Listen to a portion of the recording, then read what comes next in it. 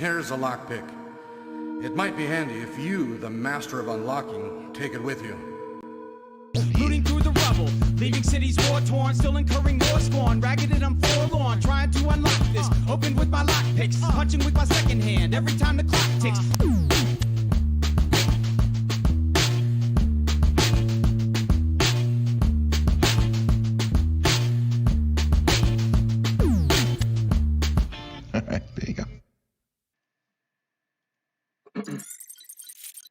Here we go. Hello everyone out there on the interwebs. As the first instant reward comes up, my name's Side Pocket. I'm one of the two co-founders of DCG 201, formerly known as DEF CON 201. We are a computer hacker group, part of DEF CON groups that is featured all across the nation and around the world. The 201 stands for our area code 201, which is where we're located in New Jersey, otherwise known as Jersey City in particular.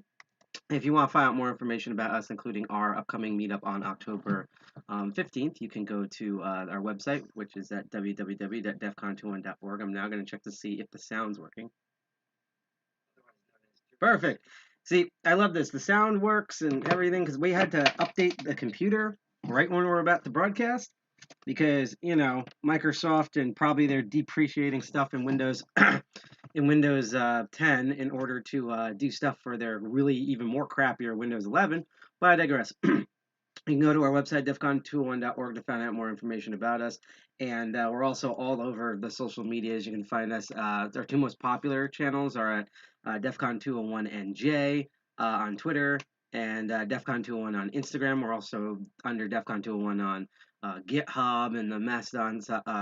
The hostducks.social Mastodon instance. And I just came from Far Rockaway a while ago, which is out in New York. Hi, Desdemona. So if I keep making verbal mistakes, which sucks because it's going to be mostly a talking episode, that's what we're doing.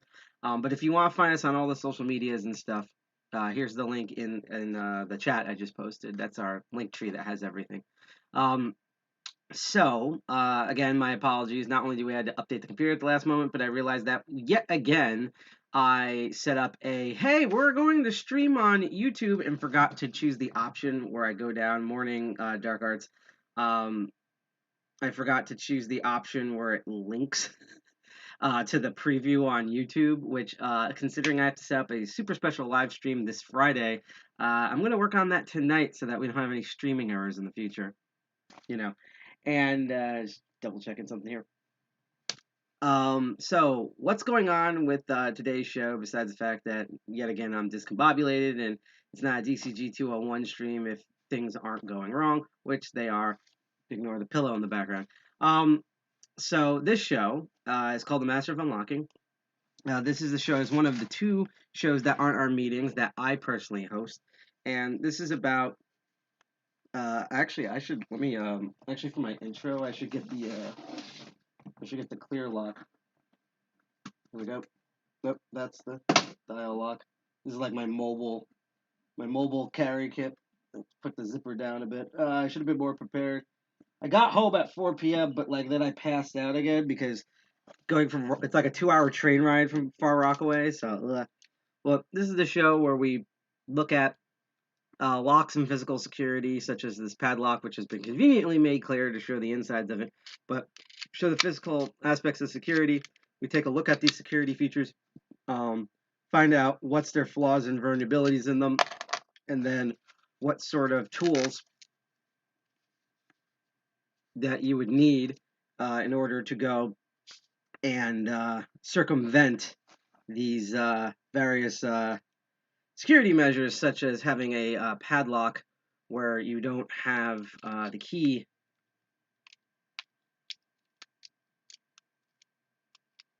Doing this like the quickest, dirtiest way I possibly can. Probably not even concentrating well. It's going to be one of those episodes today. There we go. So that's the show. We call it Master of Unlocking because not that I have a title rank of Master anywhere, even though I am a Tool member. That's TOOL, that Tool with 3 O's. The Open Organization of Lock Pickers, which I will put in chat right now. Let's see. So, the Open Organization of Lock Pickers. http://tol.us. So I'm having a weird thing right now. See, it's because we upgraded this probably, which is that I'm glad I'm in the YouTube chat because for some reason the chat on my end, it works, but it's not updating for some reason. I don't know why. So sadly, I could try to reload this, but actually I'm going to try that right now. But so right now, nothing in chat. Like I see the chat. I have a YouTube instance on my left, and I can see your chats in there. That's why I'm reading Dark Arts with you. You just finished the Australian pancakes question. What's the difference, Dark Arts, between pancakes in Australia and pancakes around the world? Is there a difference? Is there like a certain do they have like eucalyptus leaves in them or something? Please let me know, Dark Arts. like, is there like a specific type of Australian pancake you eat that's like to your region, or do you or is it pancakes are similar to everything around the world except for the French, which makes these things called crepes. Uh, but yeah, let me go to properties. I'm gonna try to reboot the chat here if I can. Fresh. Okay, I don't know if that did anything. I think that just killed the thing. It says reconnecting. We're gonna do test. This is what happens when you try to hang out with one of your partners over the weekend and think, I'll have all this time left, even though it's a 2-hour train ride to go back to streaming. That's what you get. So, good to know difference. So that means that, you know what's sad? You'll notice a difference in California because their water sucks. Oh, I didn't know that. Are you gonna? Do you have your? You know, Dark Arts. Actually, is there gonna be a Dark Arts kitchen in the future? Like, are you gonna have like your own food channel that's separate from? There's this whole thing about hackers and people in digital and physical security, where like I don't know any computer hackers or physical security gurus that aren't also like not necessarily that they're like chefs, but like everyone I know cooks food, loves cooking food, and has their own like unique takes on food, you know, where they have like their own special meals that they make. I've never seen like, you know, it's just funny because the stereotype of computer hackers, which, you know, happens. I mean, I just got a pizza because I had to do this show. But like, you know, the stereotype is that, you know, they just have cold Chinese food in their fridge and stuff like that. Um, but the irony is that like all the hackers I know, like that we've hosted potlucks in the past where people have brought food. It's you know, at our meetings at DCG 201. It's been hilarious. So as I said, this is the show called Master of Unlocking, where we look at physical security. And I'm not gonna lie. So yay, I've been going back to work for the past month, and I got paid recently. The problem was I got paid on Friday, which means that while I have now the money and the resources to order various tools, uh, I'm not going to see anything until our next episode, which should be on October 17th. That's what Dark Art says. I do have a cooking with Dark Art Lockpicking Y'all. He pretty Dalp like the way it's like MILF or like DILF. But I don't post often. Ah, neat.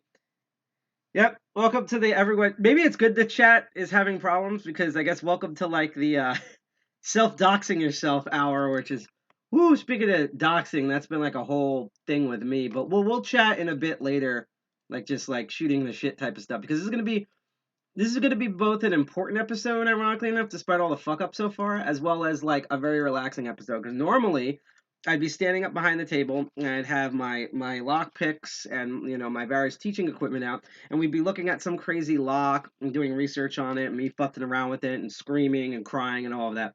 But I don't know. Well, I would normally say I don't know if you've known the news, but a lot of you folks on this channel watch a lot of lock sporters and people in the lock picking community that are way bigger than I am. You know, and ye old God himself, the lock picker that even people who don't do hacking or whatever know who he is, the lock picking lawyer. He's basically like if the Locksport is like Marvel, like lockpicking lawyer. See, I'm from the '90s, so I'm thinking he's like the Spider-Man, or like even if you don't know the other superheroes, like everyone knows who Spider-Man is. That's what lockpicking lawyer is. And I'm not gonna play his video yet, but basically, he spilled the beans on something that we were all curious about for a while. Because if you go to BosnianBill's channel, another god in Locksport, who runs the website and his own channel called locklab.com, which I'll put in chat in a moment. He was doing like a university series of videos where it was like individual teaching techniques, which believe it or not, he hasn't really done. And he hadn't updated any videos in 2 months. So people, you know, especially considering we still have a pandemic going on, which does relate to that. Everyone was like, you know, did he go to like the medical facility in the sky? You know, is he like hanging out with Snowden wrestling like Russian polar bears and stuff? Like what's going on? Yeah, in the modern day it would be well, I'll put it this way. Actually, I would say lockpicking lawyer in my experience would probably be more of the Captain America of the MCU, because the Tony Stark. I don't know if there is a Tony Stark of lockpicking because Tony Stark implies that you do good things, but you're a giant asshole and you're rich. And to be honest, you know, no one here is exactly rich. And sometimes people in locksporting community butt heads, but I don't know. Like for example, I can easily do coughs, various stuff. Julian Assange, and spit out a bunch of assholes in the hacker community. I can't really think of any for like the lockpicking community. No matter how many arguments we have over city rakes and Bogotas and things like that, don't think of it. And again, I apologize. Normally the side chat over here works, but Life decided to say fuck it. But let's go back on topic. So BosnianBill from locklab.com. Yeah, for the cool factor and the fact that everyone knows who he is, and probably that he's married, but I'm pretty sure his wife hangs around with a baseball bat knocking women away from him. Or whatever he likes. His wife, regardless, is not happy, especially if he locks her ice cream up again. But I digress. So BosnianBill of Lock Lab, we hadn't heard from him in 2 months, and a couple days ago, I think it's about like 5 or 6 days ago, his good friend, the other titan in our community, a lockpicking lawyer, posted a video where he explains that. Now, here's from what I understand, because my memory's a little fuzzy, that one of BosnianBill's good friends caught COVID, and they had like really young kids. So BosnianBill like basically brought them over to their place after everyone got tested and helped raise the kids as their dad was battling COVID in the hospital. Now the good news is that the father did survive, but basically BosnianBill realized that we love him. This is not a diss against him, but like he's an old dude, you know, and he has like a million. Honestly, I actually do wonder who has more videos on the internet, lockpicking lawyer BosnianBill. I think it's BosnianBill because I think his channel's older. Like if you go back far enough, you can find videos.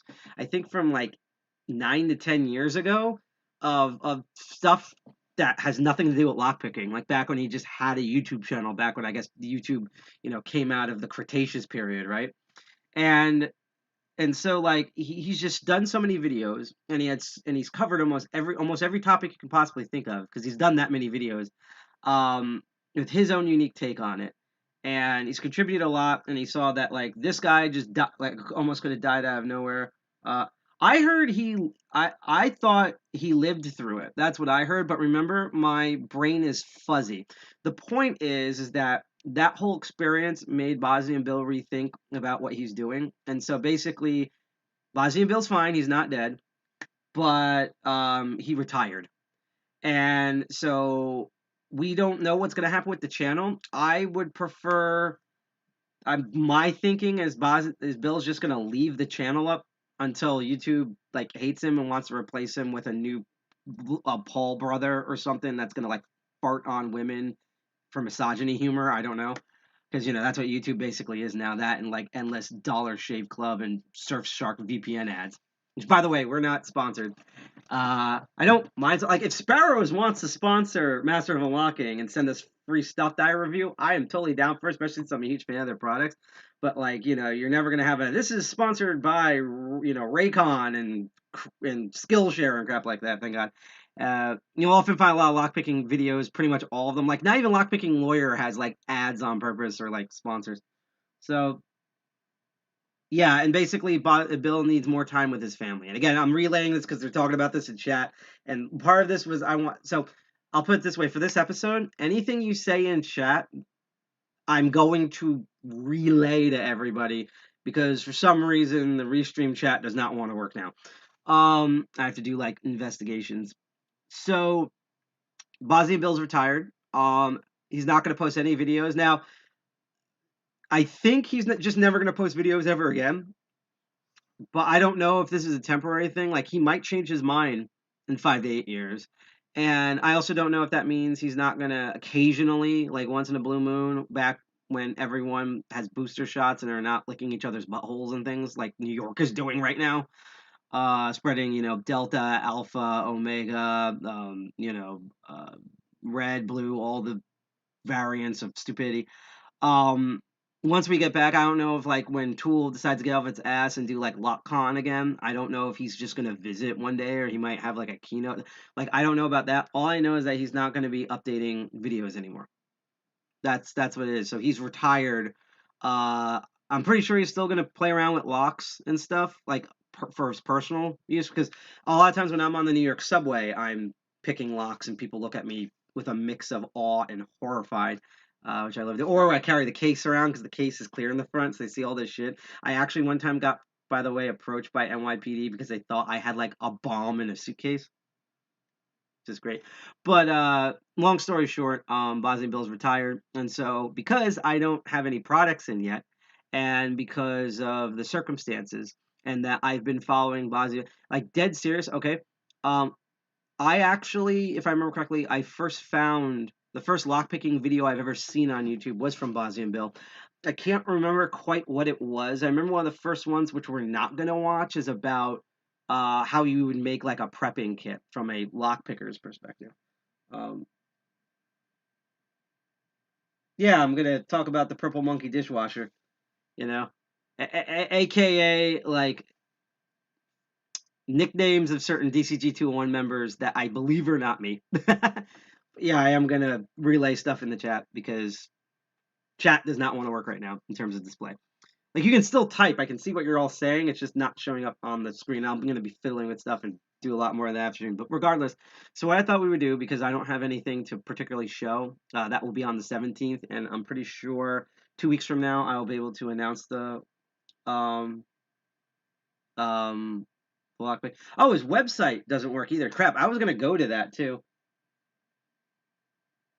Okay, I'm not going to bring up the drama, but apparently his website's gone, and the guy who ran it, and it went tits up. That actually is making me going to wonder something when we flip over, but regardless, we're going to honor BosnianBill. Now, and this is one of the things we are going to look at. I am going to try to find the infamous meme in the lockpicking community, which is the tool that BosnianBill and Lockpicking Lawyer made. I actually, when we redo the merch store for DCG 201, I was actually meaning to ask BosnianBill and Lockpicking Lawyer if we could come up with a pair of boxers that says, or like a pair of like underwear, like men or women. I think it's funnier if it's boxers, but still, that says open to find the tool that Lockpicking Lawyer and BosnianBill made, like something like that, or like a shirt with an arrow pointing down towards the crotch. Like, I just think that's hilarious because that was a long running meme until it finally came out, and I have it, but it disappeared because it's this episode. So you might see me run around in this dilapidated apartment building that has stuff everywhere because we're moving a bunch of stuff. So you might see me look for it, and if I find it, I'll be able to show it on cam. But what we're gonna do is we're gonna have a chill episode where, and we're gonna be looking at some of the stuff on YouTube. So cross your fingers. I only was able to rip one video, and that's gonna be the first one we look at. Um, I believe that's gonna be the first one we look at. So we're gonna try basically watching like some of my favorite BosnianBill from Lock Lab videos on YouTube, and we're gonna react to it. Some of these videos I haven't seen before. Some of them are my all-time favorites, and some of them are videos that actually helped me put together my training kit. And honestly, like I love Lockpicking Learner's channel, but literally between um, Night Owl's live streams, BosnianBill's review videos, and Lock Noob's beginner videos, those are the three main things that inspired me to do this live stream show. Which is why I'm going to give a salute and farewell to BosnianBill, because without his channel, like basically to me, like BosnianBill, like dead serious, is my lockpicking lawyer. And it's not to diss lockpicking lawyer. You're going to actually hear lockpicking lawyer and see bits of him coming up in 2 of these videos as I realize how big the bags under my eyes are now, just because of craziness. But that's all that. And by the way, I've never met any of them in person, so can't wait to do that eventually. Summer today, I whipped him and you want a padlock? See, one of the things, and we might see this because he's had videos for so long. Like one of the big things that BosnianBill has inspired, not just for my live stream channel, for this show, but all the stuff we live stream, like why DCG 201 live streams. Now, the core of it that we streamed was because there was a pandemic, but as you're going to see finally on October 13th, it's not going to be the full meetings, but we're going to still stream parts of the meetings, and we're still doing these shows. In fact, again, Circuit Breakers and possibly Archvile Linux Perspective is going to come back later this month. I'm actually going to be on Circuit Breakers this month. And Cyril might bring up something, and we're going to have a couple specials that's going to be nuts. But one of the things I liked about BosnianBill's videos when I found them is that he would actually have mistakes in his videos. Like, he'll literally attack a lock, like, it's pre-recorded, but he's, like, attacking it almost in real time. And you will see, like, when the tension wrench falls out because he's over-tensioned and put too little tension at the same time, or when he's taking apart locks and springs fly everywhere, or him dropping things. And I love that because as a beginner, you see a lot of these God, my bags are on my eyes are really bad. I've had a stressful 3 weeks, just put it that way. So I'm physically okay. It's just been a lot of sleepless nights with therapy and stuff. And this is part of it that helps me. So thank you all out there for watching. But he was the first lockpicking videos I saw where he kept like some of his mistakes in. And that's really inspired us at DCG 201 that the main reason why we do this live is because one, we rarely see like lockpicking and Arch Linux and Linux gaming and even soldering and cryptocurrency tech as opposed to market. Like there's a lot of stuff we don't see being live streamed. And there's a ton of lockpicking channels, but it's really uncommon to the point of it being rare that you see people do live streams on it. In fact, kind of the pandemic last year kind of pushed some people. I know Lock Noob did like 2 or 3 live streams finally and stuff like that. But I always live stream these because not only do I like live streaming, but I like that you get to see mistakes that I do. Because a lot of people really like, I will put this way if I can hype myself a little bit. I feel like I'm a really good instructor. I've been told by a lot of people on Tool staff and other lockpicking organizations, individuals, that when they see me do workshops, like that's why I'll put it this way, I'm going to try to go to Lock Camp. And for those of you who don't know who Lock Camp is, I will bring that up near the end of the episode. It's out in Texas in November. If I do instruction at Lock Camp, that's just going to be random. That means I finally could show up because I'm not broke, because I'm trying to be unbroke now in the next 2 weeks. But like, people have seen me teach locks at Tool meetings and DEF CON groups meetings, including our own and stuff, have usually been really impressed. And so there's been people where, like, I'm not, like, super famous. I'm not BosnianBill. I'm not Lock Noob, Lockpicking Lawyer. I'm not even Fish Picks, and I love Fish Picks, by the way. Or I'm not even Dark Arts Lockpicking, because I love his channel. But a lot of people, like, they see the stuff that I do, especially when they start out and they build me up on something. Right, I saw that. Yeah, you're one of the sponsors for that. I'm going to try to make it, trust me. And now the chat works. Someone just wrote, are you going to Texas? Unless it's in Houston, Austin, RIP, he'll be missed. I'm going to try. I'm really going to try. And especially, I know Texas is huge, but huge. And you've all been having problems out there where people around here refer to, like, I've been to Texas, I've had awesome times there, but there has been things going on that's been out of common Texas citizen control, and also out-armed by the backup for the Texas National Guard that is for the bourgeoisie class in Texas, where, what's the joke they call here, that Texas is Midwest Florida. That's what people say now. Even like Alabama says that. It's like, so I feel your pain because that was New Jersey like 8 years ago. But what do you call it? It used to be called Florida, the North. So but if I go to Texas, and I know we're going off tangent here, but if I go to Texas, I also have major relatives out in Texas. So part of my excuse is to go to Lock Camp as a partial other excuse to go visit my relatives. So that's what I'm going to do. Get fucked, Alabama.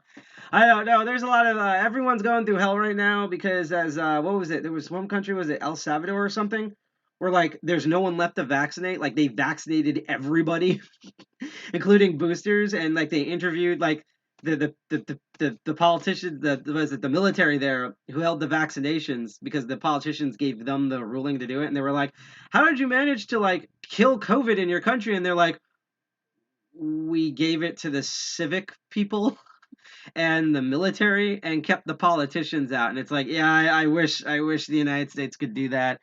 I wish people would like, and again, it's up to you if you want to get the vaccine, but I think it's really funny that, we all had vaccines as kids, and we also all had vaccines throughout United States history.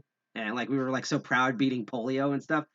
And I just find it funny that everyone's too afraid to see what's in the vaccine, but we also eat Tide Pods because a TikTok video told us. you know, Heads social engineering, the hacking technique that always works. So, but let's get back on topic. So, what we're gonna do, and again, I'm gonna try to go to Lock Camp. And for those of you who don't know what Lock Camp is, I'm gonna bring up at the end of the video. This is screw Lock Camp. I love Lock Camp. Screw 'em. This is about BosnianBill. So we're gonna attempt. Keyword is attempt to watch a bunch of his videos from YouTube. Iron Lungs. Yep. And there's some people, by the way, who still have iron lungs. I actually wonder if I could teach lockpicking for someone. There's 2 experiments I wanted to do that I'm going to do as a future episode, probably next year, which is trying to pick locks with the lockpicks in your mouth, and maybe designing for like people who are paraplegic, like a lockpicking system where you could use your mouth. And something I've really wanted to try is to see if you can pick locks with your feet. So it's the same tension wrench and stuff, but you're using your feet to do that. I'm really curious about that. Bring back the plague. So the thing is that, and we don't need to bring back the plague. We're still going through a plague, by the way. So anyhow, we're going to be taking a look back at BosnianBill's channel, which is still up. And I'm just going to show you some of my favorite videos, some videos that I feel like were very important for his channel, videos that helped me out in me learning locksport and lockpicking, helped improve my craft, videos that I just find that are fun or humorous and stuff. It's not going to be all of his stuff, and there's a lot. If I wanted to go through every single video of his, we'd be watching half his channel, and this would be like a 48-hour live stream, which I'm not going to do because I have work tomorrow. So these may not be the ultimate best ones, but the ones I picked out I think are like a nice rounded thing. Oh, neat. Send me the video for that. I got your previous video. I've just been really busy, by the way, on Instagram. Send me a video on that, because regardless, I want to see if I can do it. And then because I have friends that are paraplegic, I actually want to see if I'm already designing some. I'm actually, by the way, huge spoilers before we get into this episode. I've been designing 2 things. TMI, first one, I've been designing a lot of fetish equipment, like for impact play and stuff. But that's not what this episode's about. Come back to me in November and give you a hint about what our November meeting's going to be like, and I'll talk more about that. But the other thing that I've been doing is designing actual lockpick stuff, and some of it is stuff to make things a little bit more accessible and more comfortable.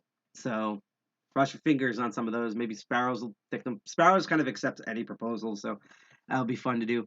But basically, like, I'm not saying these are like the best videos of all time by BosnianBill, but these are just some of my favorite fun stuff. So without further ado, we're gonna flip over to the screen mode, which is gonna be most of this episode, and we're gonna hopefully YouTube will not crap out this stream, and we'll be able to look at some things. So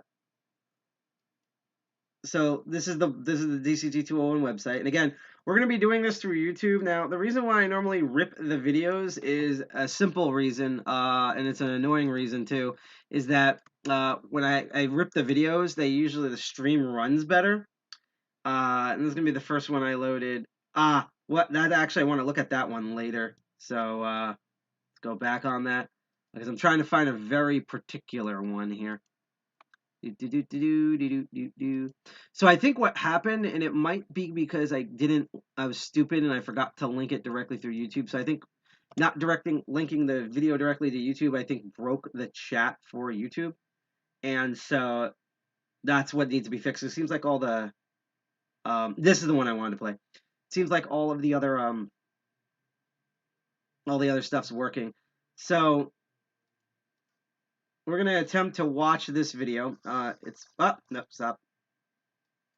Because YouTube has this thing where when you rewind, it auto-plays. I fucking hate that. So the first video that I want us to watch together, is one of my favorites, is one of his earlier videos. This is from 2013, which is weird because that means that was 1 year after I got the 3DS, and I remember getting that at launch. So to me, that 2013 seems like 3 years ago. I keep forgetting that 2013, like there are kids now. Let's see. That's 14, 15, 16, 17, 18, 19, 20. There's kids that are 8 years old now, going to elementary school, graduating from kindergarten, when this video came out. And this video is important because, as BosnianBill has said, apparently this is how he got into live streaming this stuff. Is there's a lot of older, now defunct lockpicking channels, and basically he kept seeing that, like, it'd be lockpicking videos where, because of his background experience, which we will get into in a moment, he could tell that something was up and something wasn't working, and he would sometimes try their stuff and it wouldn't work. And then he realized that basically people were faking certain things. So people weren't putting videos out really for education. They were putting them out to look all elite and boss and to impress the ladies and stuff. So they were actually like cheating, which is terrible because these are videos that are being purported to learning how to lockpick. Yes, game console releases. So this is the video we're going to be watching. It's one of his earlier videos. That's why it's like even more bootleg than our live streams. And the resolution is going to be really cruddy and everything. And hopefully, if everything goes right, we should be able to watch this video with no problems. And let's check out one of ye old BosnianBill's videos. So here we go.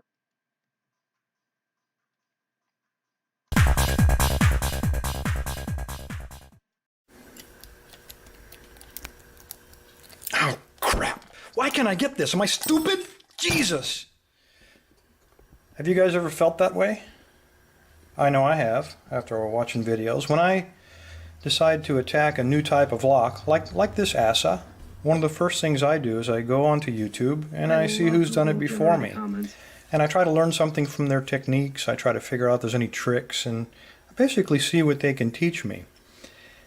But lately I've been seeing a lot of videos that I just can't believe. And so the last couple of days I've been thinking a lot about this, about why it would be and how it is that they're doing it. And I thought it might be time to, let's get it out in the open here, fellas. The first clue to me when I'm looking at a deceptive video, when someone's trying to pull the wool over my eyes and fool me in some way, is that it's a low resolution. They'll apologize. My normal video camera was stolen and I have to use my iPhone, or I can't find my video camera and I'm using my Android. And so you get a really low resolution video and it's really grainy. Or they'll do it in really bad light. Another one of my favorites. The guy will be sitting in the cab of his truck and it'll be at night, and maybe the only light you get is from passing cars, and just really horrible, very low lighting, just really a bad video. Another one of my favorites is when they don't use a tripod. Everything's really jittery, and you're trying to see, and they're in a moving car, and everything's moving like that, and it's just no way for us to tell if what he's doing is real or it's not. So, jittery, or not using a tripod, holding his Android phone in one hand while doing something with the other, just is not very convincing to me. It gives me an idea of trying to misrepresent or mislead us, trying to con us. And by doing that, it makes me lose confidence. I have watched these videos, and if I can't do it as fast as they can or as neatly as they can, it makes me doubt my own abilities. And I think some of you, based on your private messages, are starting to feel the same thing. So let's look at what we can believe. This is an example of a lock that I do believe. When I see somebody pick a padlock or a lock that's a completely sealed unit, there's no way to remove the core, no way to modify the innards to make it easier, no way to do any of that kind of thing. If it's a completely intact lock and it functions the way it's supposed to, usually they pick it. Now, sometimes they pick it really fast, and that's okay. All that tells me is that they've probably picked it a lot before. They've choreographed it. In other words, they know the exact binding order, and so they pick it in pretty quickly, and that's fine. As long as I can learn something from it and they describe, any little tricks or things about that particular lock that will be helpful to me, that's fine. I don't mind the choreographing. It's all of the rest of the stuff that does bother me. And the things where it starts to bother me are things like any lock that has a removable core, anything that's easily modified. And To be honest, this is the lock that set me off, that got me really thinking about. I watched a video, it's still on YouTube, a guy the other day showing a an American lock. And so it went pretty much like this. Okay, American padlock, check it out. 6 pins. Look at that wild bidding. Wow, wow, wow. Okay, it works perfectly. And he stuck it in there. And he goes, I don't know why you guys are having so much trouble with these, because you don't have to take a lot of time on these locks. These are so easy for me, and therefore you must be stupid if you can't open this as quickly as I can. And he stuck it in there. He pulled out one of these. And he started raking it. Dark Arts, for the video. And of course, now that the video's going, it's not going to work for me. But I hate camera shutter locks. Those drive me come crazy on, baby. on this show. And he did it even faster than this because he had choreographed it. Whoops.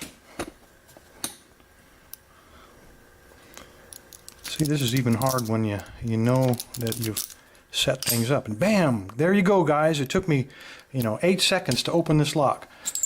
There you go, piece of cake. And then again, he took his 6-pin key and he put it in there to prove to me that again, that was the real lock and it functions perfectly.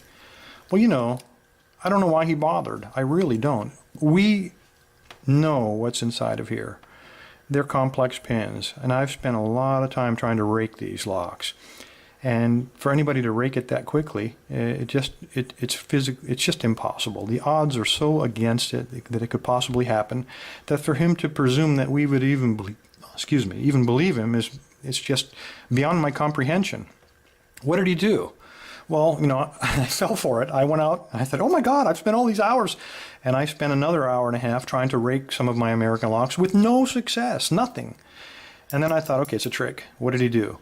And he did exactly what I did to this lock. He removed the core, he removed the pins, and there's supposed to be 6 pins, and I only put 3 in there. And instead of putting serrated pins or any other pick, I put standard pins to make them easily rakeable, unless you drop your pick like I do.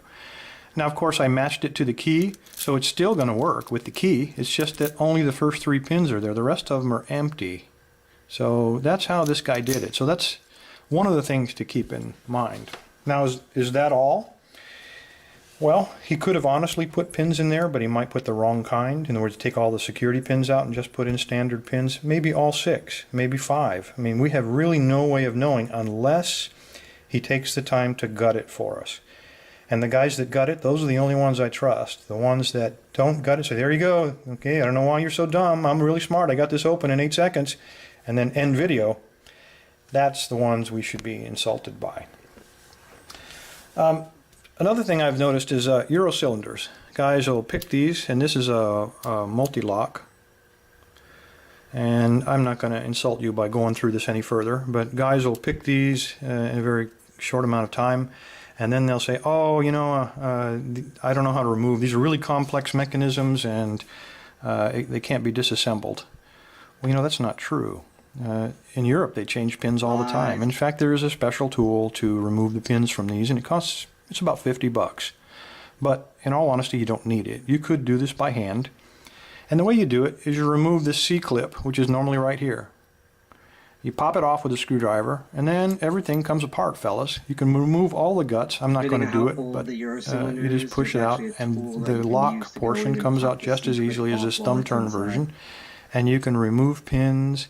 You can change out pins, and that's the weird thing about these, especially multi-locks. These come with not so many security pins. They usually come with a lot of standard pins because in these locks, standard pins are much more difficult to pick. So guys will remove standard pins and replace them with spools, which are much easier to pick.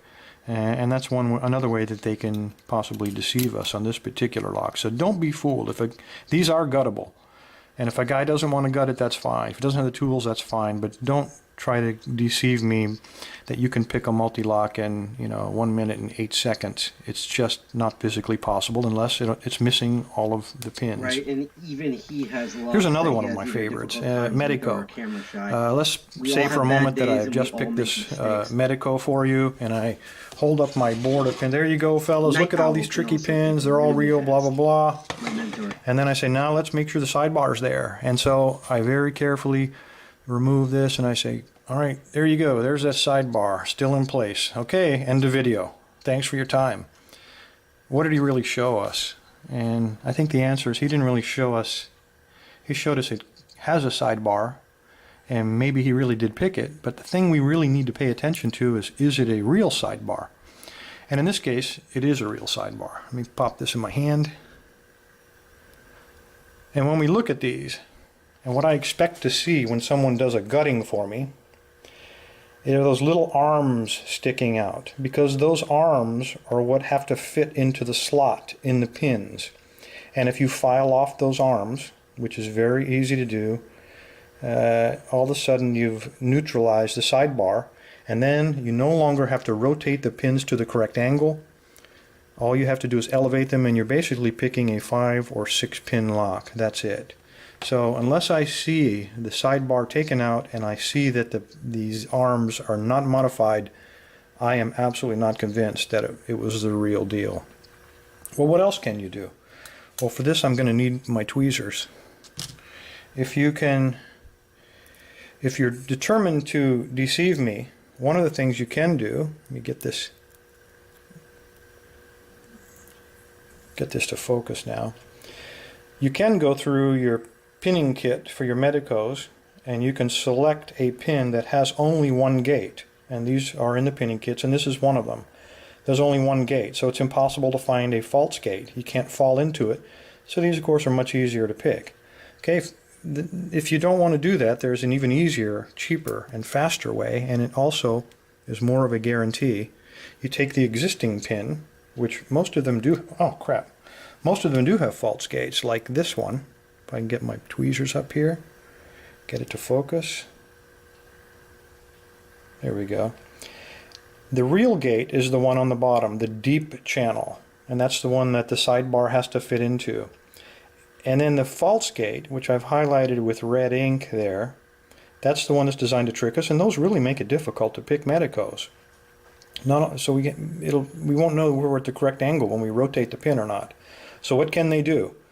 Well, again, you get the same hand file. You can file that groove, remove the part that's red, and you can widen the channel for the sidebar to fit into, and then you've multiplied your chances of picking this lock by probably tenfold. So that's another possibility. So if they don't show you the pins up closely, that's another thing you can suspect. This is a sidebar from, and this is going to be just a little bit hairy. This is a sidebar from an ASA. In fact, this is out of the ASA that I was picking at the beginning of this video. And it has, again, sidebars. These are a little bit wider. You could simply file those off, show the outside of the sidebar, say, there you go, end of video. So we want to see the arms of those, the arms on that sidebar. The way that this works, and this is going to be a little bit tricky, is if you look at the pins, you'll see there's a little channel, and there's a gate between them. There's a little wall between the two grooves. And that's because you have to rotate these pins, these fingerprints, to allow that to fit into the gate. So you see, we can either grind off those gates, or we can get a grinder, a Dremel tool, and we can grind off that little wall between the two channels, and therefore neutralizing the rotational aspect of all the finger pins, making a very, very damn near impossible lock to open, very easy to open.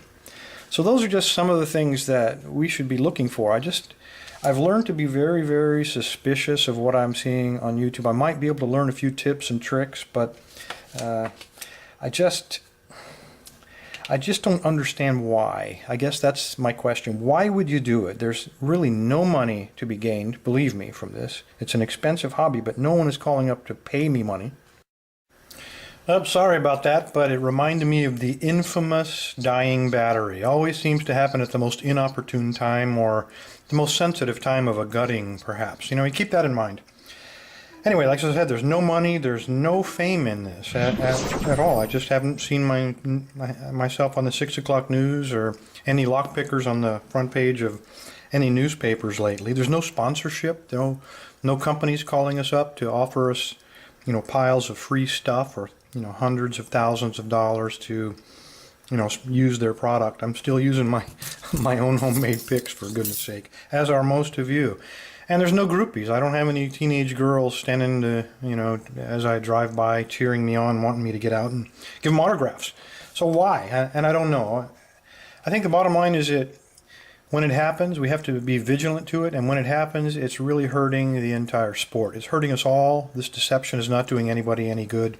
It just creates a lot of self-doubt, a lot of ill will, and a lot of suspicion in the entire sport. Anyway, I have ranted and raved long enough. I hope this was useful to somebody.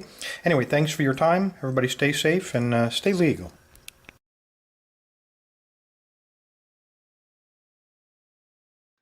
So that was one of BosnianBill's earliest videos. We're going to take a look at another early video that is not this yet. And yeah, no, so from what I understand from what I've heard about BosnianBill and what I've seen online is that him seeing all sorts of people just faking it till they make it, modifying locks in order to do bragging rights on that, oh, I picked this, I raked this advanced one, or I picked this one, drove him crazy. And I agree, because it's similar to how, I've seen people, and I'm going through this actually right now, where people will cry wolf and pretend to be a victim of something horrendous like sexual harassment or money fraud. And, not only is it like, you're not going to gain anything out of this, but, for people who are actual victims, crying wolf removes all their agency, and you've screwed them over. And it's the same thing here, where by putting these videos up that aren't April Fool's videos, these techniques don't work, because these were modified. These are basically like even less than magicians. It sucks, because we have the Rogue Village at DEF CON, which is amazing. But that these people were like hurting the sport, because now people think, at the time, people think, oh, all these lock sporters, like lockpicking it's like the movies. Like it's lockpicking's only in movies and video games. Lockpicking is not real, because these people are faking it, so you can't do it. And that's what was frustrating BosnianBill. And I won't say that he started trends, like he wasn't the originator, but he sort of popularized them. So one of the things that he more popularized is in videos, I should say, is after picking a lock, not just challenge locks, but normal locks that can be recored and disassembled. His videos were often in two parts, where he would pick the lock and then disassemble them in the same video. In the beginning, there were no jump cuts between these, and that way he could show that, yes, this lock is exactly what I say it is. It's a normal lock. And so he helped to do a lot of things to sort of re-legitimize lock sporting, and kind of dispelling all of the fakers out there, which is why almost all the videos you see are all pure facts. Not to be confused with pure flex. And now, you can just search YouTube and come up with so much education on some management lock subjects, because of people like BosnianBill, people like Lockpicking Lawyer, people like Dark Arts Lockpicking and Fish Picks, and sometimes even myself. So that was one of his earlier videos. And now I'm going to see, because I didn't title these because I'm a moron, if I can find another early video of his. Let's figure some of this out. Hope this one works. While this one loads, and this is the one I believe I'm looking for. That's the same video. Sorry about that. What was I getting to here? So, before I go on, I just want to mention again that thank you for watching the show right now. All lockpicking, unless it's a super, that's one for later. Even if it's super easy to pick, lockpicking always takes time. But and all of us are also different skill levels. Like, you can hear him talking about how he was trying to do those American lock 1100s, and it was driving him absolutely goddamn bonkers. And I mean, you see him in newer videos with those same locks. He can, oh boy, he can pick all of those in like half a second now. So that even shows you within a couple of years of his channel how much he's improved. But he was a big motivator in not just putting lock videos out there, but his beginning niche was dispelling all of these. I'm trying to find a particular video. It's dispelling all of these myths and fakery that was in the early days of not the community, but the YouTube community at the time. Why am I getting the same videos? Hang on. Come on. What is going on with you, computer? Computer. So while I do that, again, thank you for watching so far. If you do like the content that you see, even though we're just watching videos and chilling out from a awesome, amazing locksporter who is retired, you can like, share, and subscribe on our channel right now on Twitch, D Live, or YouTube. If it's your first time watching, you can follow and subscribe to us for free on any of those 3 platforms. We're going to get some of the other platforms up. We're going to get some of the other platforms back really soon. And when you do so, one, you get reminders, provided that we're not late, of that's why, of when we can actually, when we're live streaming. So if you can't remember the different dates, like how the next Master of Unlocking is going to be on the 17th of this month, or that this Saturday I have my other Crypto Barons episode, which is all going to be Halloween themed. I'm still trying to find this one video. Oh boy. Stop. This is what happens when the computer wants to restart at the last second. So I might have to manually search for this video, by the way. So just loading them all up at this point. I don't think this is it either. So this is kind of giving you like a sneak peek preview of a lot of all the videos we're going to be looking at today, because I think I somehow forgot to find this video in particular. Okay. Stop. Hold on a second. BosnianBill. I'm just glad that all the lockpicking stuff is right. Here's the video I was looking for. I just doxed the entire episode just looking for this one video. So, but yeah, if you subscribe for us for free on Twitch, D Live, or YouTube, you can follow us on there, and you'll get notifications when we go live, which includes things like we have a special this Friday, my other show, Crypto Barons, happening this Saturday. 15th is going to be our main meeting. 17th is going to be our the next Master of Unlocking. And then you won't see me until, I believe, the 8th of November. So if you can't remember all those dates, and plus there's other specials we're going to announce at the last moment, you can subscribe to us. You get notifications. And when we're streaming and you subscribe to us, we get little prompts that come above and we cheer everyone on. I know I'm not really doing much. Normally I have the overhead camera picking and stuff, but we're right now honoring one of the biggest people in Locksport who's retiring, and one of my favorite Locksporting YouTube channels. I'm linking in the chat here. Recommendations for where to get locks to learn on flea markets. So I'll tell you what my advice is for that. Now I'm assuming that you are asking for like actual real world locks that people would buy and use to practice on, and not a progressive set. Because if you're just saying in general, I want to learn locks, where do I start? I highly recommend going to Tool's website, or going to any of the big lock manufacturers, lockpicking.com, Sparrows, Lockpick Extreme, and getting what is called a progressive training kit.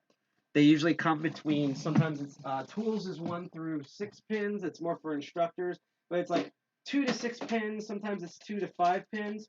And basically, there are these record lockpick cylinders. You usually get them between $20 to $60, and they each number, like this says, I mean, this one says 2 pins, but sometimes they say number 2 or whatever. They each have a number of pins. So like if it's 2 through 6, the first one you're gonna get is a 2-pin set, and this one only has 2 pins. So Usually, unless it's going to be camera shy for me, it is, and I also need to probably relube these. These are very trivial to pick and even more trivial to rake, and it kind of gets you the feel for it. And you do that to it for a couple of times, and you kind of get used to that, and then you get bumped up to 3 pins. So, and then you try that, and each time you add a standard pin, it keeps getting harder and harder. Once you get to 4 pins, you can do standard padlocks.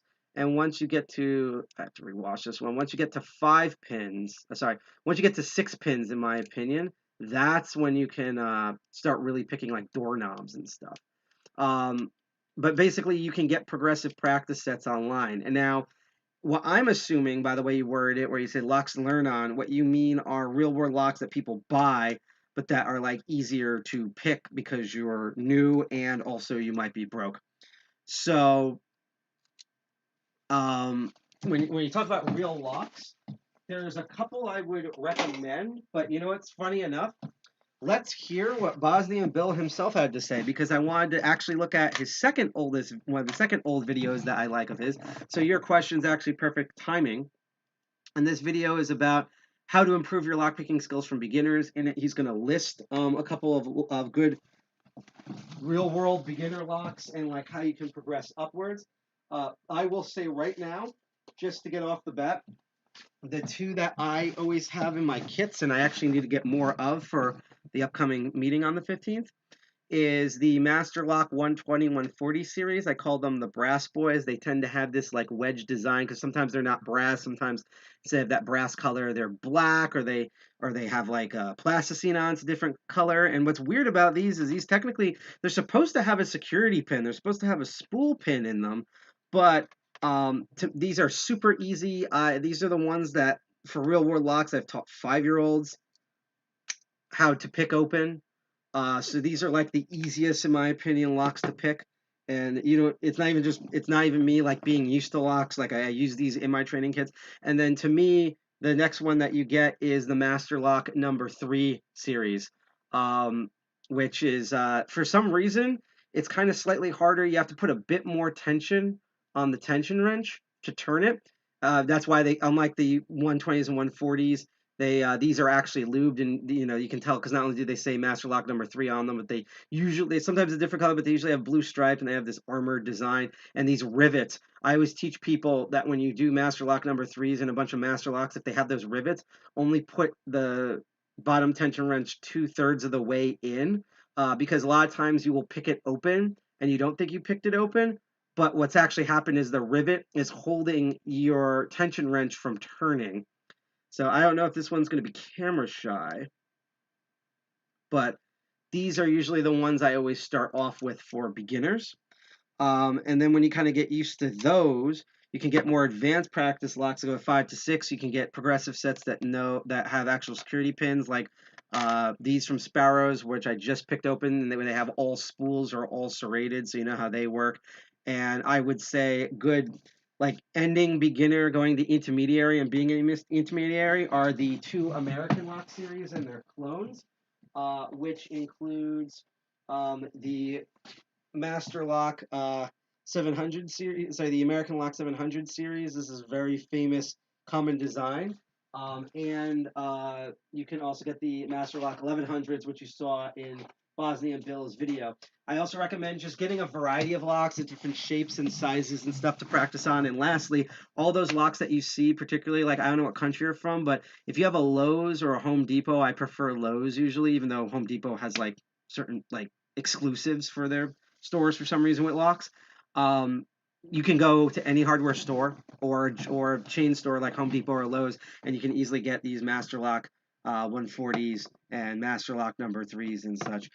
Recently, sometimes they start selling the Master Lock number 15s, which, even though I'm going to rake this one, as I showed when I properly did this episode, these are hilarious because these are rated number 10 on the difficulty scale for Master Lock, and they are very bulky and heavy. But literally, if you know how to rake or pick open, hopefully it's not camera shy today, if you know how to rake or pick open a Master Lock number 3, oh, almost went. If you know how to pick or rake open a Master Lock number 3, it's getting stuck for some reason. Congratulations. Oh, come on, don't be camera shy today. Probably have to relube it. Oh, I see why. Yep, I did the thing, the rivet got stuck, but yeah, these are trivial. It's the same innards as the Master Lock number 3, it's just bigger. And it has 5 pins instead of 4 pins. But yeah, you can go to Home Depot or Lowe's or any family mom pop hardware store and you can easily find the 140s or Master Lock number 3s. Now, there might be more advice from that, but let's watch BosnianBill's other early video from 2013 where he talks about how you can improve your lockpicking skills for beginners. While you watch this, I'm going to go wash my hands with lava soap. Let's see. States, white, yellow belt thing. I'm assuming you are from our lockpicking, otherwise known as Lockpickers United, because you mentioned the belt system. I will also mention, I'll try to find the link after we see this video, but if you go to our website, click on our blog and scroll down, I did a beginner's online workshop that's on YouTube for Blacks in Cybersecurity on lockpicking. And in that, I have an article on our blog that actually lists like common locks, practice locks, and tools for absolute beginners and like the links where to get them and stuff. So after we see this video, I will post that in there. But, you know, speaking of beginners in lockpicks and how to improve your craft as a beginner, let's hear what BosnianBill from 2013 had to say about that.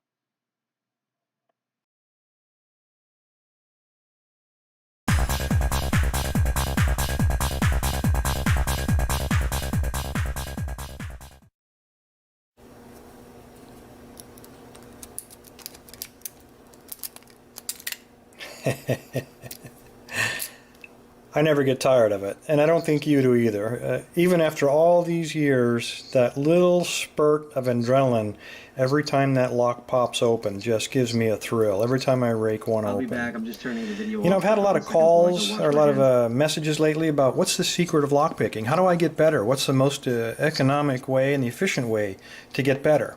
And so, you know what? I wrote it down on the back of this card right here. And well, I'll tell you what. Let's do that at the end.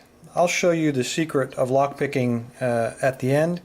But first I want to talk a little bit about lockpicking itself. There's a lot of videos out there of guys that do an excellent job, probably a lot better job than I could ever do, about the techniques of lockpicking. How do you feel for this? How do you beat that pin, etc. I've done a couple of them myself, but Skylar Town did some super how to pick locks, even did some cutaways. Locksmith Army went to a lot of trouble. He did a great job as well talking about it.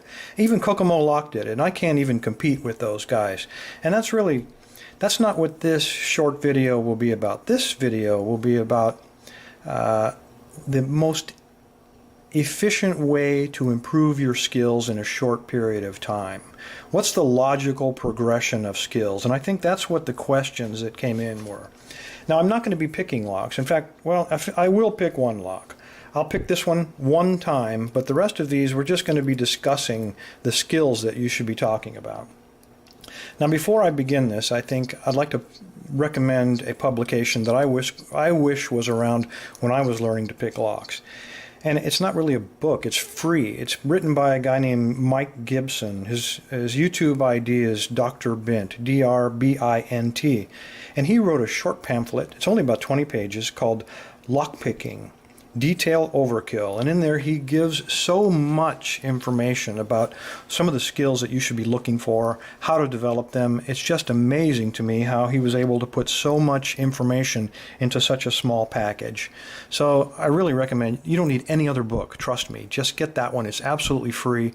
I'll put a link to it in the description. So please, even if you stop watching this video now, read that and you will turn into a better lockpicker almost immediately. One of the things that Mike talked about was tensioning, and he talked about binding order, and that's the only thing I'm going to try to demonstrate here. He used it in the concept of a speed bump. So when we're picking a lock, now this is the normal lock, the number 3 that you've been raking now for a long time. That's the lock I want you to use for this. Simply get yourself your hook, and it can be a standard hook, nothing special. When I was learning to pick, this was the most important pick in my arsenal, this rake. I was convinced that given enough time I could rake open a Medico with this thing. Anything was attainable with the rake. But with a little bit of time, I started to realize that, that's not so true. There's a lot of really complex locks out there. There's a lot of things, design features, that are specifically there to defeat me from using this tool. And on that day, I realized I had to get a little bit better. And I think that's probably where a lot of you are right now. So Dr. Bint starts off with tensioning. He begins with how to get better. And so take the same lock, get yourself the hook out of your kit, which you've probably never used before, put it into your lock, and this is where the tensioning becomes so much more important than it ever was when we were using the rake. Apply a little bit of tension so that when you move your pick down the stack, you're looking for one that is not springy. Apply just enough tension to cause one of them to bind up. And then that's the one that you're going to press on. So let's see if we can make this happen. And when you get him set, again, move around. That means once he's set, you move to the next one. And then next one. And I'm trying to do this through the viewfinder, so I might have a little trouble here. And sometimes you can hear a click. And other times you're not going to hear a click. It's just going to kind of ease into place. He says.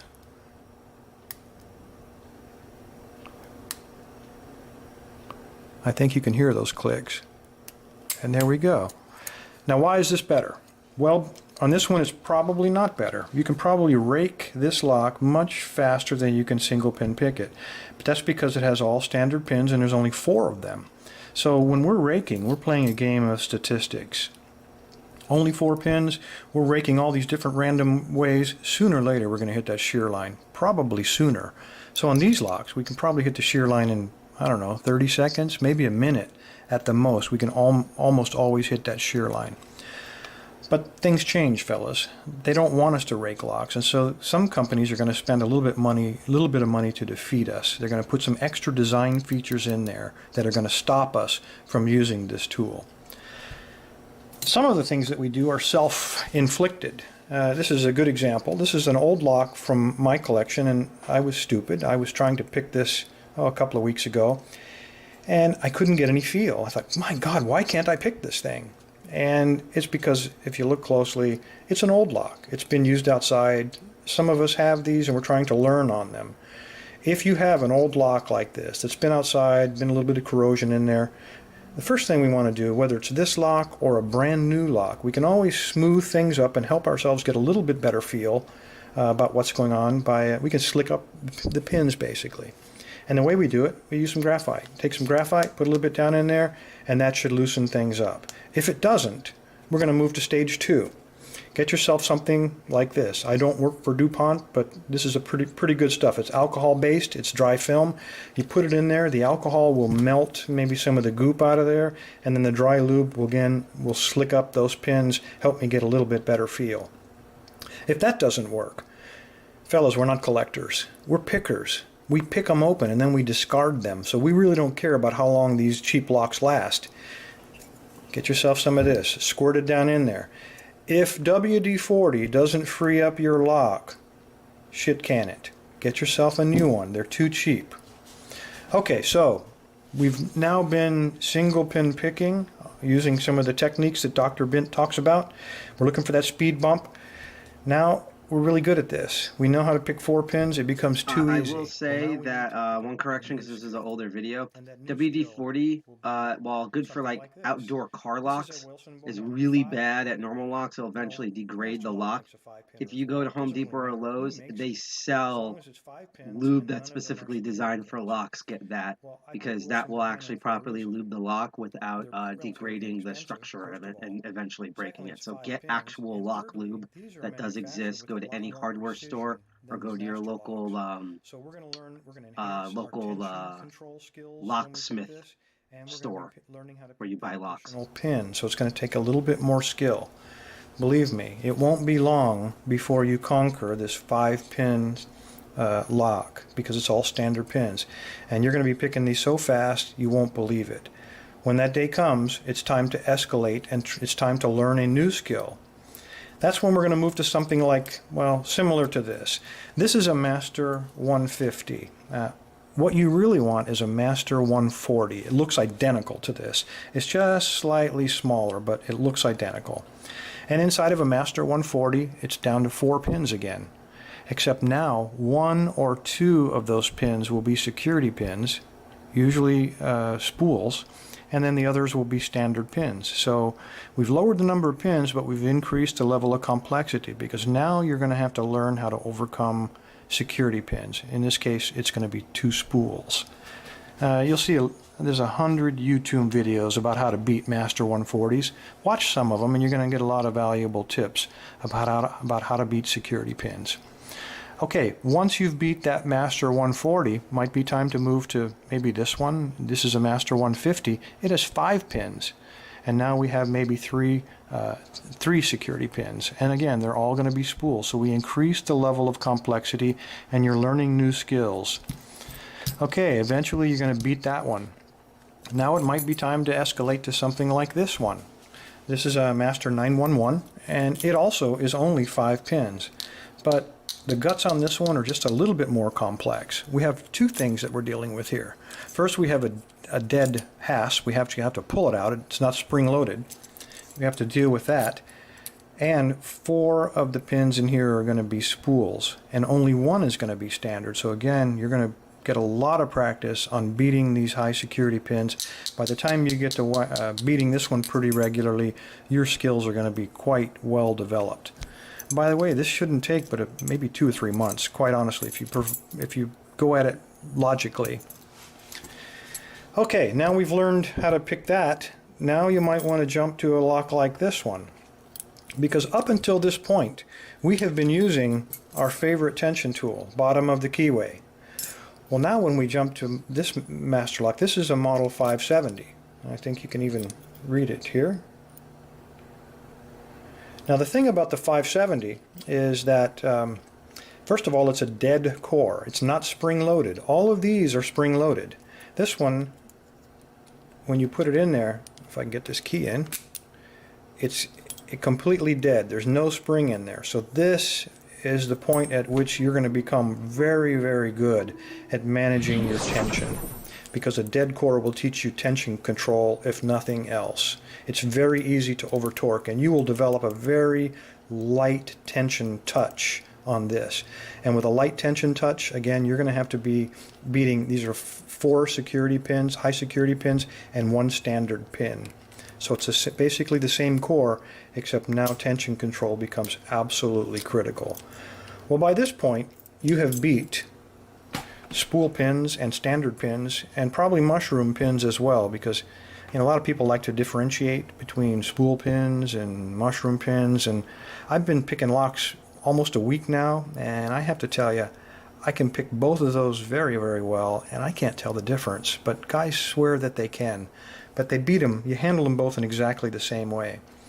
The only pin that you have not yet learned is a serrated pin. And this is a master lock. An American lock. Almost all American locks come with serrated pins, and usually they're all serrated pins. So now we're dealing with a 5-pin lock, all serrated. So on this one, we can't use bottom of the keyway. You're going to learn a new skill now, because if you try to use bottom of the keyway in an American lock, it will actually bind up the cylinder. So it's a technique that they use to defeat us. Now you're going to have to learn a new skill to go along with your tensioning, and that'll be top of the keyway. You can make it. I made this one. There's nothing scientific about it. There's no reason to pay for these things or spend a lot of money. You can make them out of windshield wipers with a pair of pliers, and you simply fit it into the top of the keyway, and now it's basically the same type of tension control, except it's from the top. It just takes a little bit more concentration, but what you'll find is that your feedback in the tip of your finger is even a little bit more sensitive than bottom of the keyway. The other advantage is that it doesn't bind up the core, and now you've opened up the bottom so that now you have plenty of room to work. In fact, when you learn top of the keyway, you might consider learning it on this Master 570, and let me show you why. Master 570 has a very, very small keyway, and if we try to put bottom of the keyway tension inside of there, it's possible. Oops, let me get him in there. it'll work. And it's possible, if you have a very, very thin pick, it's possible to get it in there, but you're probably going to find yourself oversetting some of those pins. So when you move to the 570, that might be a good time to try to move, go ahead and at the same time move to top of the tension, or top of the keyway tension. You can make your own, or if you want to spend money, there's a couple of manufacturers. This one happens to be Peterson, I think. It goes right in the top of the keyway. It's serrated, it doesn't slip, it's kind of a cool tool. The thing I don't like is the angle of my finger. It's just, for me, it's just a little bit awkward. But again, it opens up the bottom of that keyway so you can now fit your pick inside of there to pick that lock. Okay, so now we've progressed. You've learned, you've gone through American. Again, there's a lot of YouTubes about how to beat serrated pins. I'm not going to waste your time here. It's definitely a skill, and it's going to take some finesse, and that's a skill that's going to be added to your repertoire. Okay, as you go through these locks, you're going to be learning a lot of different techniques. You're going to be learning, as you go through, you're going to be learning zipping, you're going to be learning how to rock them, you're going to be learning how to bitch pick, you're going to be learning how to speed pick, all kinds of techniques that you're going to be picking up as you progress through these locks. And again, it doesn't take that long. Easily 6 months. You could easily be, if you start from zero, you'll be picking these easily within 6 months. Well, where do you get the locks? Because we're looking at about, I don't know, $60 here. Well, there's a lot of different sources. One of the things you can do is get what's called a challenge lock, and I'll put the link to this. This is called the Ultimate Challenge Lock.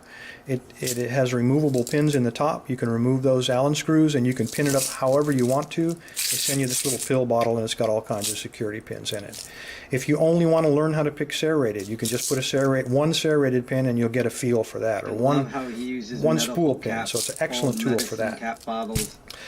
Pharmacy to hold other locks. If you want to get free locks, go see your local locksmith. Explain what you're doing, and he will give you these. And I go to my local locksmith about once a month, and I buy them a pizza for lunch. And they've learned to save locks in a bucket, and they give these to me every time I go seeing them. If you want to go to the dollar store, they usually have really cheap Chinese locks. That might be a place. Craigslist. I have a guy who sells me Medico locks for $10 each, and I met him through Craigslist, and the locks are practically brand new. If you go to a company called Restore, it's run by Habitat for Humanity. It's a place where people that are restoring their houses take all of their old materials to include their locks. This is a bucket I just brought back. I didn't even count them, but this was $12. They practically give these away. Not all of them have keys, but what do you care? It's not really that important, is it? All you care about is getting the lock itself. All right, so I hope I've gone through this. I hope I've given you a couple of tips on how to logically progress and build your skills as you go through these different locks. I've given you an option to, instead of buying locks, you can just buy this one for about, I want to say about $35 or $40. So I think that pretty well wraps it up, except for the secret of lockpicking. The secret of lockpicking, fellas, I think you know what's on the back of this card. I don't think I really need to turn it over, because I can't explain everything to you in a simple YouTube video. You have to put your hands on. And so this secret to lockpicking is putting your hands on it, getting the experience, and developing the touch and feel necessary to pick this whole family of locks. And if you'll invest a little bit of time into developing those skills, you will find yourself a very competent lock picker in a very short time. Anyway, we're at 17 minutes. I'm sorry, fellas, it took so long. Thank you for your time. Everybody stay safe and stay legal.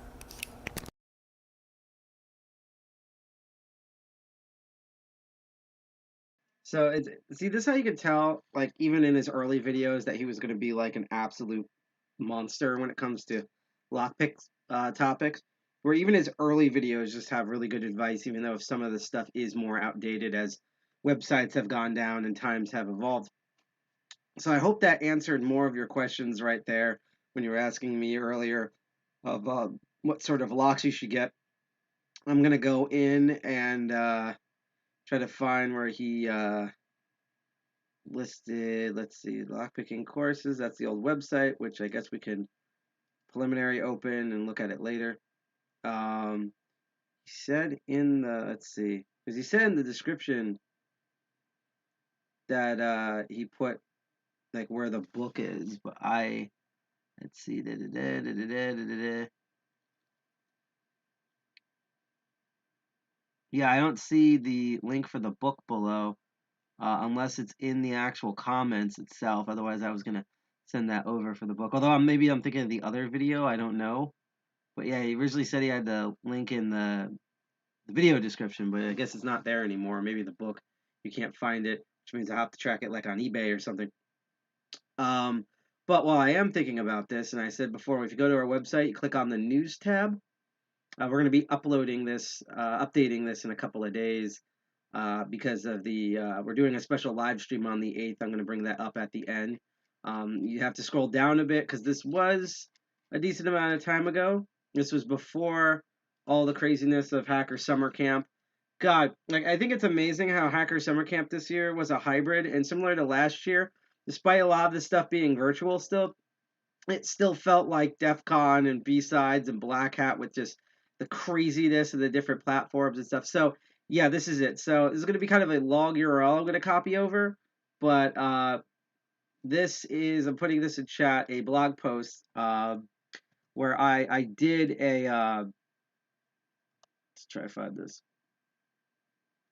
Yes, it was still amazing. He's always going to be amazing. So again, we're saluting BosnianBill here, but that is a blog link to when I did the Blacks in Cybersecurity Intro to Lockpicking. I was so honored, both as a locksporter and someone who has African American African ancestry, to go on and teach this for a ton of people. It's actually one of their most popular streams, and the reason why I'm sharing this link is because in here I have a master link to all of the stuff. I'm actually thinking of doing one day a separate link tree that has all of these links in here, so I don't have to keep finding the blog post. But in here I have different, and they're all at different prices and different skill levels and different things of what you would need. Different like all-in-one training kits where you get picks and practice locks. A good variety of starter picks from the really cheap, really basic that will work to more robust implements, including a specialty one for those who really want to be portable on the go at lockpicking. I have different practice lock training sets. And I have real world beginner locks. You can see here the Master Lock 140, the Reese Tower lock, which is great for learning how to pick wafer locks and how to get better at using ball and snowman picks, various combination decoders, cool jewelry you could buy, and even some books. So this kind of has doesn't have everything, but for when people ask me like, hey, where do you get progressive series locks? Where do you get real world locks? That's sort of the link right there. So I just want to make sure I shared that in chat. So the next video I want to look at, because now I know what we're kind of looking at here, is so that's how he kind of began, of kind of like giving tips. It was just funny because basically he started how he ended, and his kind of big claim to fame was one in the beginning, calling out the community that existed at the time online for essentially lying to viewers and being all bullshitty. But the second thing, and probably the thing that that he's most known for, because every lock sport person online has their niche. So lockpicking lawyer kind of does these like super short things on how to do a specific defeating topic. Or for a specific type of lock or a specific type of function. Lock Noob is very comprehensive beginner videos. Fishpick also has great beginner going into intermediate videos.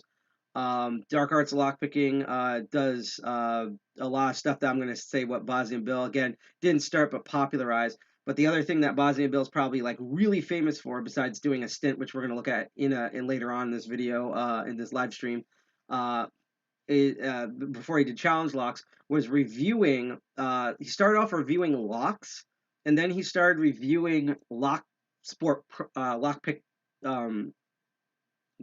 equipment itself and bypassing equipment, and showing like how they're used and if they're, which ones are effective and which ones aren't, in terms of both techniques and tools. And in fact, his review videos have helped me build my own personal sets. It is actually one of the reasons why, when I finally had the money and time to redo my entire like my permanent EDC, the one that I truly have on me everyday carry, the one I'm going to whip out first no matter where I go. I decided not to just get a creeper case, but a base creeper set because I had no picks that actually had proper handles on them. And then I added a bunch of other things that he's reviewed over the years, and I've been very happy with this EDC. I've been able to get into a lot more stuff. And the funny thing is that my old EDC, I still have it, but now it's just the bypasses, so it's even easier to carry. And he's had so many reviews, and again, we could look at that creeper video if you want, but the one I wanted to look at is something that sort of adds to his background, which is where he kind of learned, where he got interested in doing like lockpicking and bypassing, and that is that if I remember correctly, BosnianBill has a military background, and so I kind of want to play a video in which that sort of that aspect of his personality comes out. And so we get a 2-for-1 where we get to know a little bit more about the amazing man who's retiring right now, who's given us so much back in the community just by doing what he does, as well as seeing one of his famous reviews. And again, he's reviewed so much stuff and done topics on things such as the prepping kit, the Ranger kit, Mad Bob stuff, which you can't even buy Mad Bob stuff anymore without buying it on back sale. I think he's reviewed almost every single Sparrows product that has ever existed. Same thing with Peterson's. And one of these feature episodes, I'm actually going to go sit down and talk about where you buy equipment and me offering my opinions of the pros and cons of the different manufacturers. I just need to get more picks from more tools from more places. And yeah, Dark Arts does a mix of everything. Although I first found him reviewing stuff is the first time I found him. So like a lot of times Dark Arts and Legal Lockpicker often get review products that I haven't seen BosnianBill or other people review, and that's actually how I originally found Dark Arts in the first place. Which is why when we set up an Instagram, and I was like, oh, he has an Instagram ad. Like that was like one of the first ads I did on DCG 201.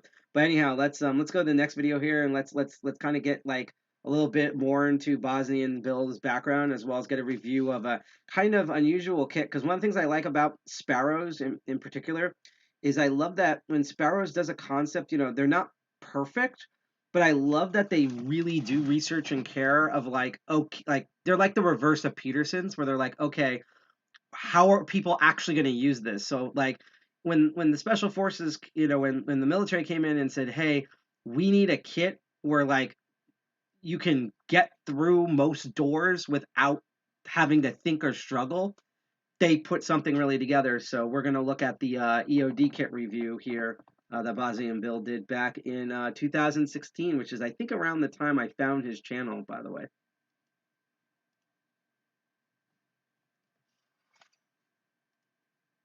You're also going to notice a pattern of these ridiculously bombastic intros. Way back in 1605, a guy named Guy Fawkes did his very best to blow up Parliament using 36 barrels of black powder.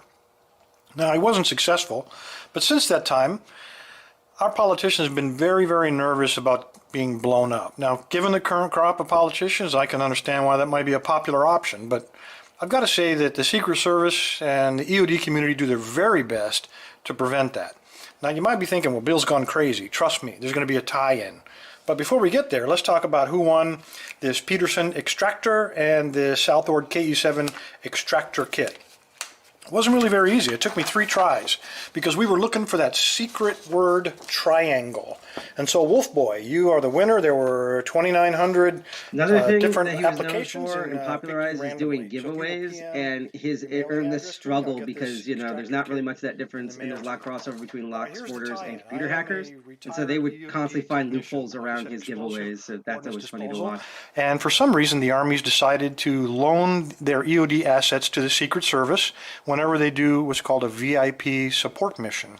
That means when a politician wants to go shopping in some exotic location, I mean fact-finding in an exotic location, we've got to go there first, and we've got to make sure that Guy Fawkes didn't do his thing and hide something in the hotel room or the parking garage, closets, or whatever. In today's environment, locks can be quite complex, but Sparrows work with the EOD community to come up with this kit that has a wide variety of locks, of picks that'll get you into those locks. All right, this is good for not only EOD technicians, though. This is good for police officers, firefighters, EMTs, or emergency service personnel. This is the kit that will get you into just a whole bunch of different types of locks. Let's take a look at it.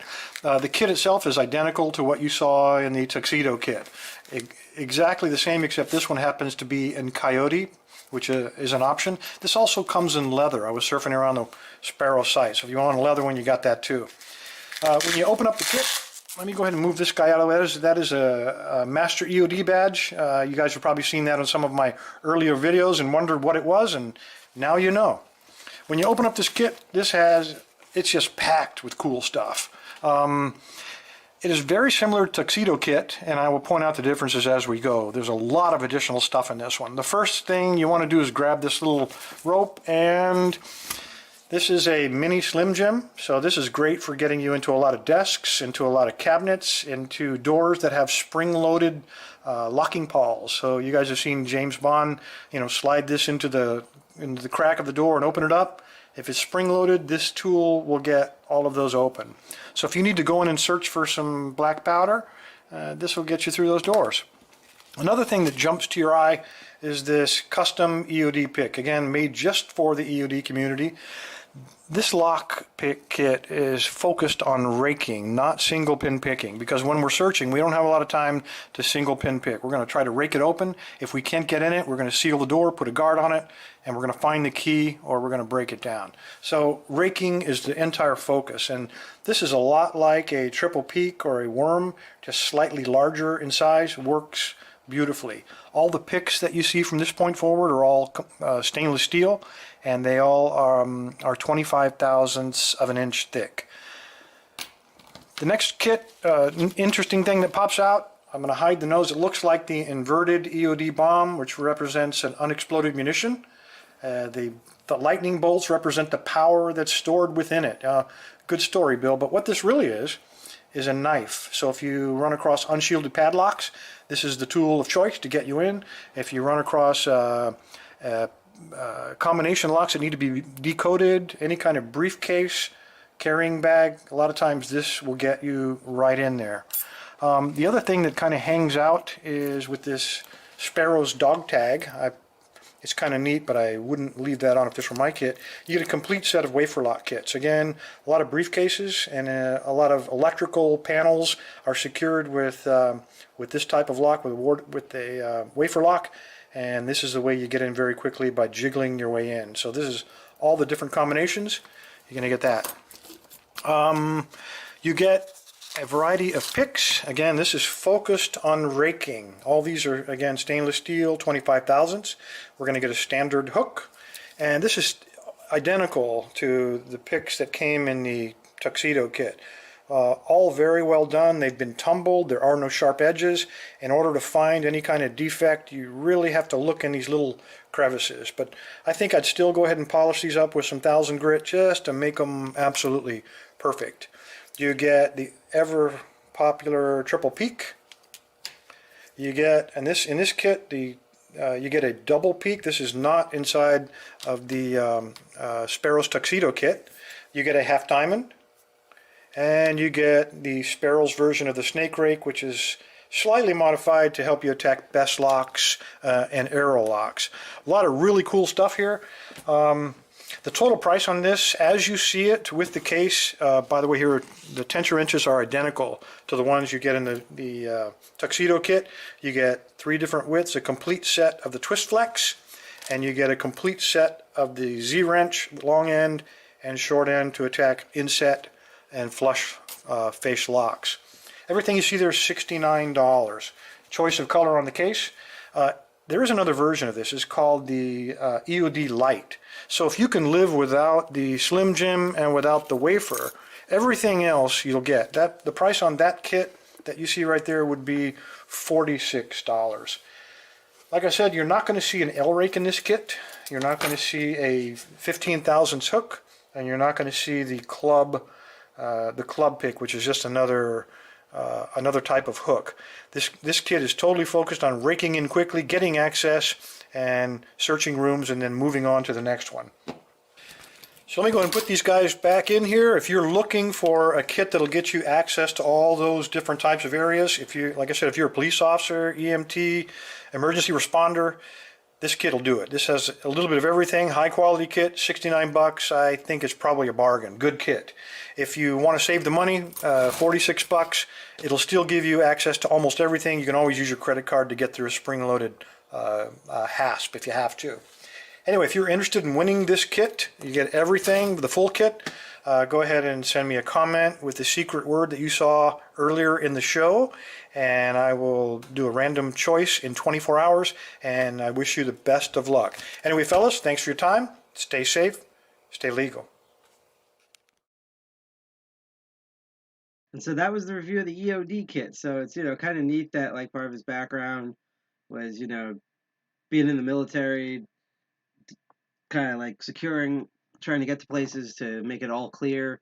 So that way, there's not like a bad actor coming out of any place trying to, again, there's certain senators that I would love to be thrown in the back of a car and then taken and thrown into the Hudson River with cement shoes. But, doing all that to prevent that kind of stuff. And then, when he got out, he kind of continued it, but as a hobby. And it's really awesome, by the way, Binary Badger, that you just followed Dark Arts. I always love letting people know that Dark Arts Lockpicking exists because he really does have a great channel.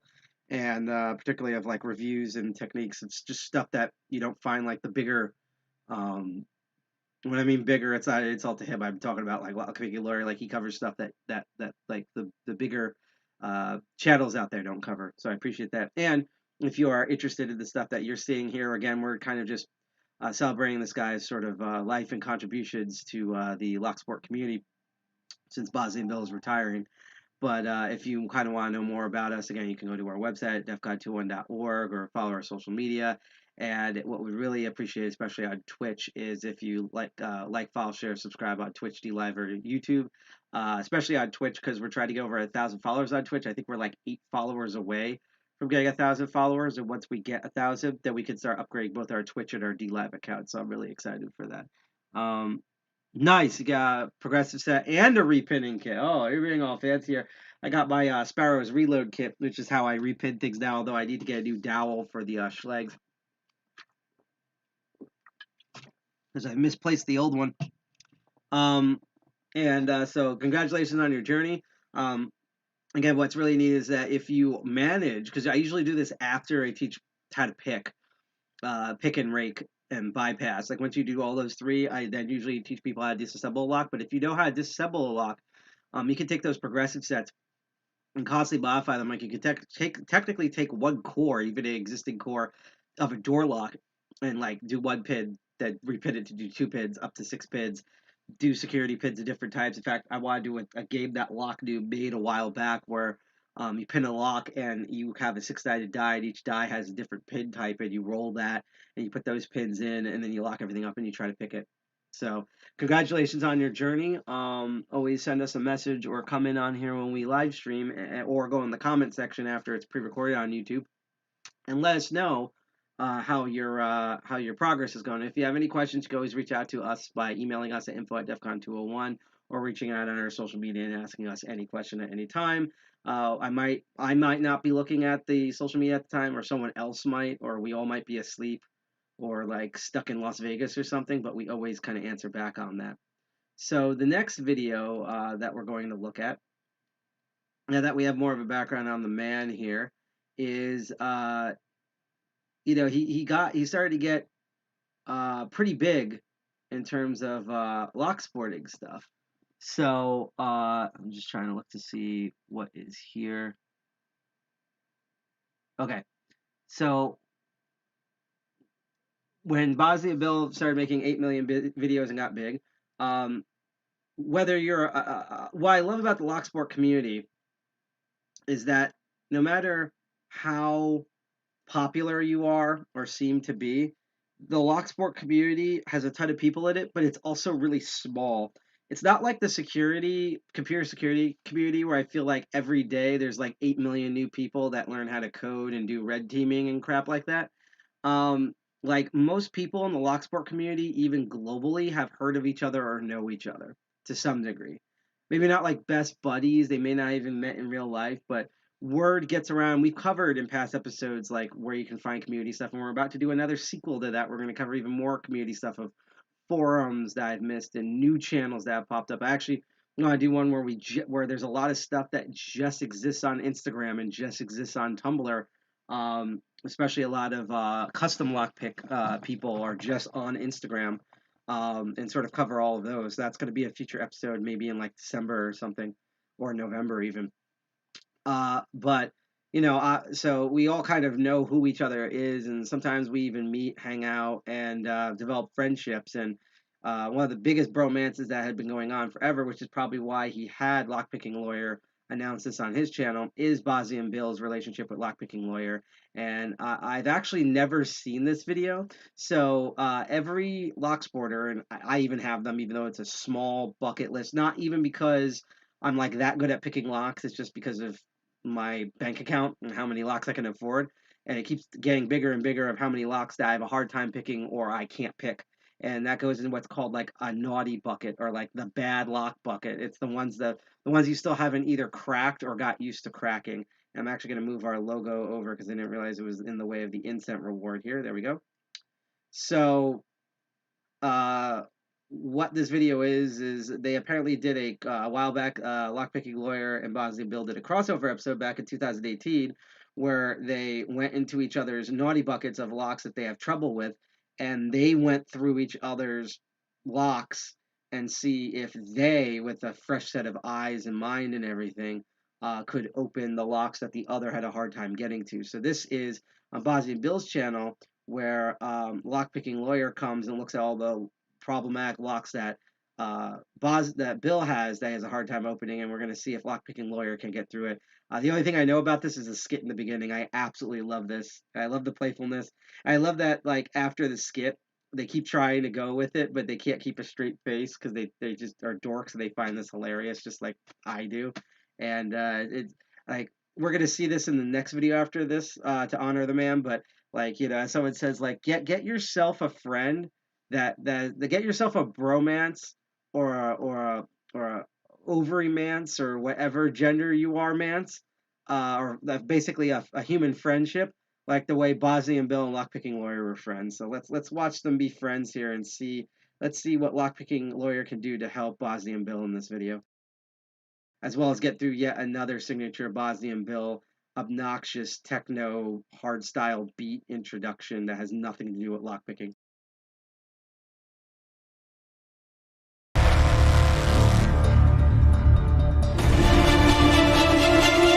Like, I can't tell if we're learning lockpicking or watching the trailer for the new Batman film. This is the Lockpicking Lawyer, and today I am at the site of the world-famous Lock Lab. I don't think Bill's home right now because I don't see any cars in the driveway, but we're going to see if we can go inside and take a look at his naughty bucket. Just a little lock. Ah, gosh, the guy's got an abloy on his door. Well, let's see if we can pick it open. All right, it's Miller time. What the hell? Who the hell is that? Hey, freeze! What do you think you're doing out here, man? You want me to call the police? I recognize that hand. Harry, is that you? Yeah, Bill, I just wanted to see the naughty bucket. What's with the abloy on a garage door? Oh, jeez, is that all you want here, man? Here's a key, try this. Oh, that'll work. Okay, folks, here we are in front of the hallowed naughty bucket. It wasn't how I planned to get here. Certainly, a gun to my head wasn't part of the process, but I finally get to take a look at some of the locks that have been stumping Bill. So before we go through these, Bill, do you mind if we take the handcuffs off? All right, stand back a little bit. Let me try to find the key. It's around here somewhere. That's all right. I already took care of it. Oh, well, that was easy. Okay, let's go through some of these locks. Maybe easier than I thought. Yeah, you might need some new handcuffs. I think they have ones with Medico cores on them or something. Maybe some Asa abloys. Well, we got something to offer an equal level of challenge here, I think. So let's just do this logically. We're going to start from up here in the top. This is a lock that's been in my naughty bucket for probably about 3 years. This is a Mauer NW5. You want to take a look at that? Absolutely. Let's take a look at that key. Oh boy, lots of pins and some sliders in there. Absolutely. An interactive element. And those are pin and as well. Uh-oh. Just to make it extra fun. Oh, Okay, not bad. Not bad. What else do we have? Well, we got this is actually a challenge lock that was sent in not too long ago from UK Lockpickers. It looks like a normal GG, and it is. It's completely stock, but when you take a look at some of this bitting... Oh, that's brutal. Yeah, absolutely. I've had no luck with this thing. This evil-looking keyway. I've not had any luck. That's Even not with a my thinnest high-low. picks That's a cliff. getting up inside of there. So what do you think? I'm wondering what these two little pins on the back are for. I have no clue. I wonder if that's some nastiness from UK Lockpickers. Well, he assured me it was totally commercial, totally stock pinning. So Interesting. I Okay. really don't know. This next one has also been around here for about a year. This is a 2-bar. I think you've actually picked one of these. I saw one of your videos, right? Sure, I recognize these. These are a lot of fun to pick, but some of them can be really hard. I also have had luck picking them, but this one, not so much. This is from the Lock Doctor. And, you know, he is a locksmith, so I always am a little bit suspicious when a lock like this comes from a locksmith. I have not had a lot of luck with that one. Locksmiths aren't very trustworthy. Oh, absolutely not. More than 20 hours. Yeah, you on hear that, thing. Night Owl? I've lubed it. I've tried every pick I own, but maybe you'll have a little luck with it. Okay. This next one is a BKS. This is actually a challenge lock that was sent in by Florian Clausen. Again, I've had that for quite a while. And it was part of 2 locks. He called them the Evil Twins. Look at that I managed to get the other one keyway open. at the top. But it's kind of Yale-like, the keyway. That's Sure. still, but it's got a little bit more of a curve on it there. That looks really brutal. I have not been able, even my 10,000th picks, I've broken 2 of them trying to squeeze them up inside of that keyway. No luck whatsoever. To rename it from Evil Twins to the Pick Eater. It could be. This one I bought it from somebody on eBay. This is an easy one. I'd really like you to try to pick this guy. It's easy. It's a foreign Buying lock. random crap Not a on lot of eBay technology or went into Goodwill that. is a It's great way to called get in trouble a when Tokaz buying Tech locks. 300. Just for Easy like the peasy. sheer bullshit. Oh, get on a out of counter here. Like Yeah. this. Look at that bidding. Go ahead, take that one. I'm sure you can